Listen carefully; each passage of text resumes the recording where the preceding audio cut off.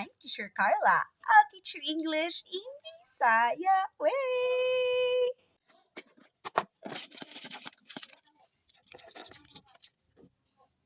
Our word pick for today is lethargic. Lethargic. Unsa kani siya sa Bisaya? Unsaan kani siya pag Bisaya? In this word pick series, ato ang sabto ng isa ka English term according sa iyahang context clues available sa sentence. Now, let's read our sentence.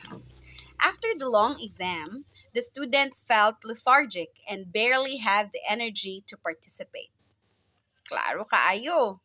Kay long exam, and then they barely had the energy to participate. Wala na sila energy after sa taas nga pasulit. So, of course, ang atong meaning di anhi kay feeling man ang lethargic, ang iyahang context clues kay iyahang action or ang iyahang result if you are lethargic.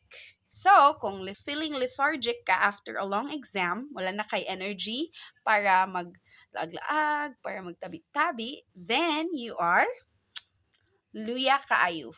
Luya kaayo or gikapoy. Gikapoy kaayo ka. Okay? Unsa gani ni? Good job. That's our English for today. Kalataugma. Bye!